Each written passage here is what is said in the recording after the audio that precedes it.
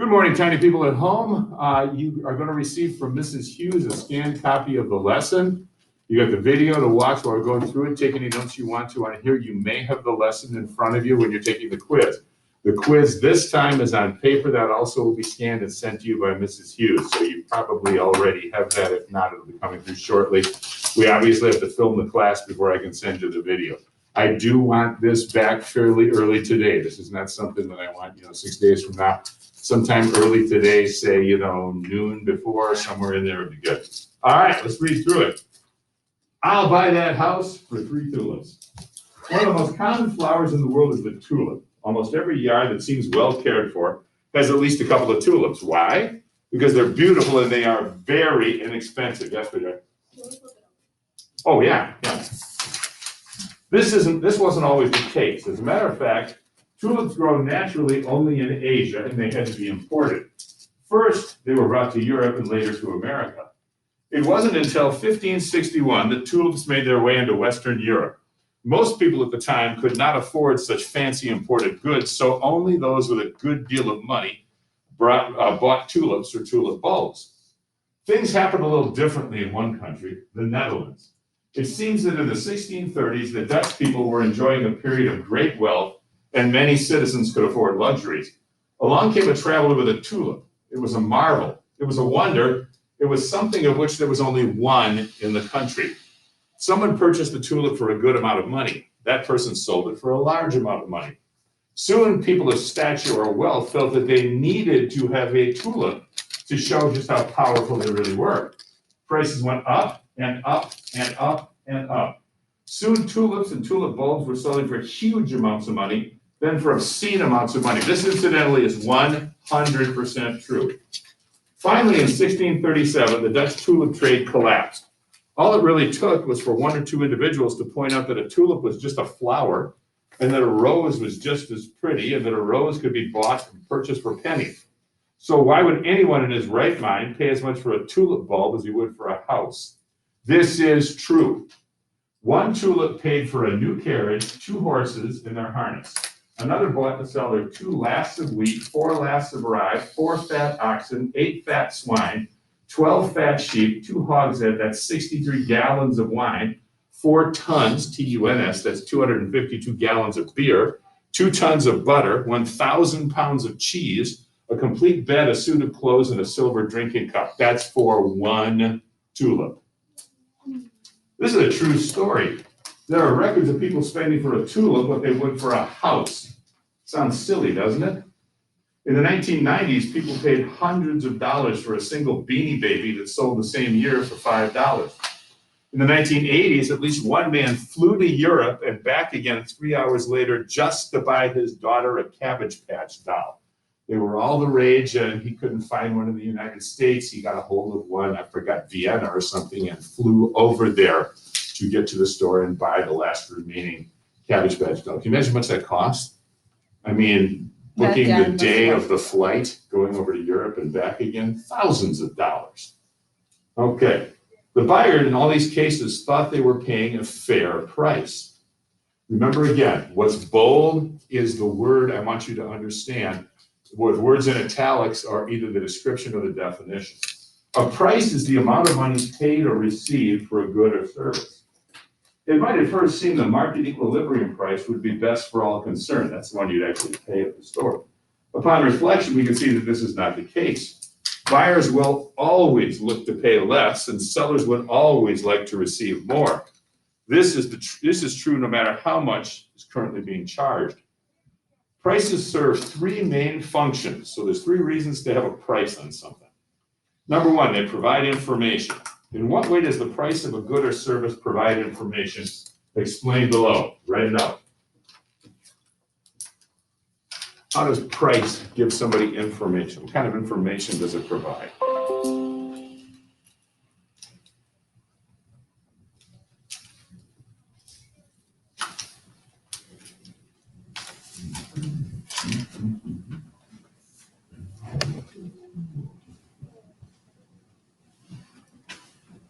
What kind of information do you pick up from a price?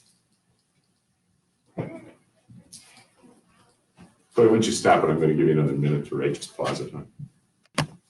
All right. What kind of information comes from a price? Omar. It shows the quality of the demand. Okay, hang on. Quality. That's one thing. It certainly be determined by price. If you have something that just doesn't have good materials in it, they're not going to charge as much as something which has really good materials. If you get furniture that's made out of just squished pressed board, or furniture that's made out of black forest oak, it's going to be something very different. Yes, we do. It shows the demand on that item. Okay, actually, yeah, part of what it shows is demand. I mean, if it's something that not a lot of people want, where do you find it? In the discount bin. The price has been whacked all to pieces. If it's something that people really want, the price has been jacked up. Hello? Like the value, like the supply and what it took to make. Okay, what it took to make it? I mean, again, if you have the Mona Lisa, somebody hand painted, that's one thing. If you have a picture of the Mona Lisa, that didn't take nearly so much as far as producing the thing. Riley, what do you have in mind? It provides information about the economy.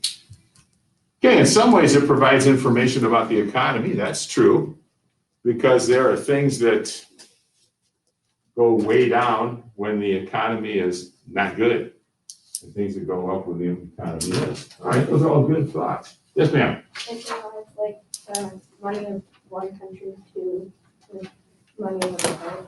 Say it again. They compare the money of one country to the money of another, and they compare it. Well, that would just be the amount, like, 4,000 yen was the same as $400. There's no real difference in the price. It's just using it in a different medium. Okay, next page. Prices are not set by individuals. This is huge, huge, enormous. They're set by the marketplace. That is to say that prices provide information that reflects every individual's free choices being balanced one against the other. A prime example of this is cable television. I'm sorry, guys, I only have this old example. I didn't get a chance to rewrite this one up to sometimes in modern time. Warner Cable in Milwaukee quoted prices of $55 to $86.99 per month on August 12th, 1997, when I wrote this. That's $660 a year for basic, up to $1,044 roughly for the best package. Now, there must be enough people in Milwaukee to warrant those prices. For Simon Moneybags, this is no problem at all, and he'd happily pay 5 times as much because he likes his TV. Roger Reader looks at those prices and sees no value there at all. He won't buy at that price. That's how the market works. When something gets to be too expensive, you're sending a signal to the manufacturer saying, yeah, I'm not going to buy at that price. Does anybody think of yourselves, your parents, I don't want great utility, but just yourself or your parents, anybody seen a price where either you or your parents just said, yeah, no, I'm not going to buy that, that's too expensive? It was on socks. It was on socks? Uh-huh. Okay, yeah, they're just, no, that's just too much. These really cute jeans.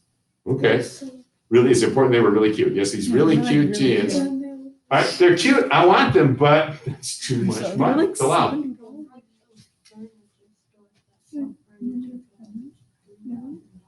Yeah, some pieces of furniture is like, are you kidding me? I didn't pay that much for the house. Now you want me to spend that for the bedroom set? It was like a bag for bath bottles. There was this person, and so I was like, "Oh, you can buy this for your." She was like, "You can buy this for your sister." I was like, "It's like 5." Actually, she was like, "Yeah." Like, can I borrow with it? She was like, "No," so I stopped. Okay, so he's even using an example from Bain where there's something he said, yeah, I don't have that kind of, I don't have that number of pesos, so no, that's too much. Clear Bear. I was in second grade in China, and I really wanted this Chinese flag, and so I asked my dad to get it, but it was like $5, and my dad was like, no, because if we go back to like our grandparents' area, like those same flags cost $1. Yeah, that's really huge. So you can't buy it, at least won't buy it there because maybe you were in a touristy area, so the Chinese flag there was really expensive as opposed to back home near grandma's house where it's just an item, All right, excellent. The fact that these are real prices tells that the citizens of Milwaukee have voted with their money, that the votes have been counted, and that these prices provide the latest information on what consumers will spend for cable television. Another important set of information that buyers receive from prices is how different products compare in their worth. And again, sorry, these are old old prices, but a squirt gun costs about $1. So does a bag of navy beans, a pack of Twinkies, 10 pounds of topsoil, 3 stamps, a 2-pound bag of brown sugar, 2 rolls of toilet paper, a loaf of bread, 6 pencils, a 16 fluid ounce bottle of water, and literally millions of other things. We can compare apples and oranges by their respective prices. So the first price function was providing information. The second one, it provides incentives. No seller would bring a good to market if you lost money doing it. If you don't believe me, then I'll hire you to work for me. All I ask in return is that you pay me $1 an hour. Would anybody do that? No, that would be silly. That's not much of an incentive to sell your services, is it? To understand how prices provide incentive to the buyer, look at the advertisements in the Sunday paper. Each store is trying to convince shoppers, buyers, that it has the lowest prices and should therefore get the customer's business. And again, sorry, old prices, but would you rather pay 34, 45, 50, 55, 60, or 65 cents for a regular Nestle Crunch bar? Now, each of these prices was being charged within 3 miles of my house when I wrote this thing. Genius question, what's the purpose of coupons? Are there other purposes? Answer below. What's the purpose of coupons? Let's see how brilliant you people are. Okay, who's a brilliant child wants to tackle this one? Yes, brilliant child. To save money? Well, that may be why you use them, but why do businesses put them out? For people to buy more quantity of each thing. Okay, generalize that a little bit more, Riley. To get more people to come to the store so that they make more money. You've hit on both of the reasons for coupons. You said to get somebody to buy the product. That's called a manufacturer's coupon. If Green Giant green beans put a coupon somewhere and says 25 cents off a can of green beans, they don't care where you buy it. Buy it at Aldi, buy it at Walmart, buy it at Pick and Slave, buy it at Sendix. They don't care. They just want you to buy Green Giant green beans. That's from the manufacturer, Green Giant, people that make the beans. On the other hand, if the people at Pick and Slave want you to shop at their store, then they'll do what Riley was talking about. Bring more people into the store, so they'll say, 25 cents off a can of Green Giant green beans at Pick and Save. You can't take that coupon over to Sendix or Aldi or Woodman's or anyplace else. It's got to be at Pick and Save. So they're trying to bring people into the store. That's a store coupon. So manufacturer's coupon, the company that makes it says, we want you to buy more of our stuff. Store coupon, that particular store says, we want you to shop here. So Aren't there those people that have they buy so much stuff, but they only pay for those coupons? You've seen it before. It's they have a pile of coupons or something. So I've seen this thing. It was there's a lot of people that actually have postage coupons. His family was spending $2,000 on groceries, and only ended up paying $20 for all of it. yeah, there's a gal we know up in Hartford where we live now, and it's insane. I mean, she will fill up a grocery cart with stuff and pay $4. And you know what she does with it? She sells it online. So she's got her own growing business. I'll go to the store and I'll pick up the whole grocery cart full of stuff, and then hello, no Abdul. And then she'll come back and sell that stuff and wind up making $40 for having gone to the grocery store. Yes, sir. Isn't that the same where you, if someone buys a certain amount of something, they give you credits or something else? Credits for what kinds of things? Like something at the store, like a coupon or something? Okay, all right, yeah, if you buy certain things, well, they always have those, like pig points. You go to the Piggly Wiggly, you get pig points, then you can go get cheaper gasoline. Yeah, and stuff like that. Yeah, buddy. Don't coupons expire, so that you don't stockpile them? Yeah. They're not really caring about stockpiling, not under ordinary circumstances, because they want you to buy more stuff. If you come in and buy 10 cases of Green Giant green beans, Green Giant companies just tickled pink. And if you come to Pick and Slave and buy 10 cases of green beans, they're probably happy too, because you came into Pick and Slave and you probably buy some other stuff. The only time that is, do they have expiration dates? Yeah. Yes, they do, because the economy changes. Okay, if we just said, hey, 25 cents for I'll give you a great example. When Richard Nixon was president, inflation started, where prices kept going up. And he passed wage price freeze, which means, but just by executive order, I think he said, it's just like, okay, you can't change people's wages and you can't change prices. Which for most people, okay, they could have lived with that. But there were 2 bars in northern Wisconsin that were having nickel beer night. That was just a special thing. On that day, it came out, which means they couldn't change their price from a nickel. That was way less than what it cost them to put the beer out. They went out of business. They couldn't sell beer because they just got stuck right at that moment.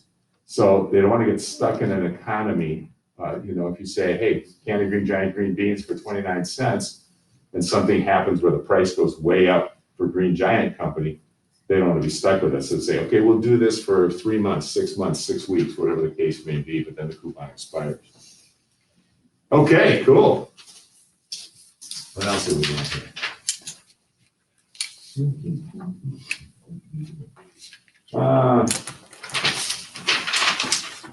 Price function number 3. So you have number 1 was provide information, number 2, provide incentive. Ration goods or services. Humans always seem to want more. It's part of our nature. Wouldn't it be nice if we could all have everything? Of course, that's impossible.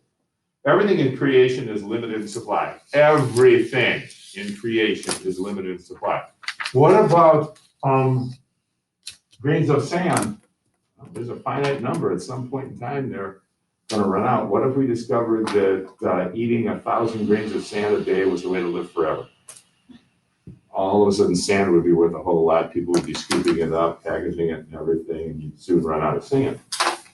Okay, everything in creation is limited in supply. There are only resources, that's land, capital, money, labor, entrepreneurial ability enough to produce some of the things we wish we could. Here you go, bud. An obvious restriction for participants in BAME is the resource of time. You might hope to bake brownies, paint a picture, clean a teacher's room, knit a beautiful Afghan all before market day. Chances are you'll have to choose 1 or 2 of these activities because of the scarcity that is a limited amount of supply of something people want, of the resource of time. Using lessons in real life. Samuel Gompers was the leader of a very large labor union in the early part of the 20th century. He periodically ordered the members of his union to strike against their employers. In one case, the union won the strike completely and received everything it had demanded. A reporter asked Gompers what the workers wanted now that they'd received everything they'd asked for. Without hesitation, he said, more. Now that you understand price, good luck in setting the correct ones for the goods or services you sell in bank. All right, cool. You know me? We need a quiz. Yeah. Oh, we do, don't we? Doesn't it just sound delicious? No, not delicious and Oh, it does. It does. Yes, you must use pen.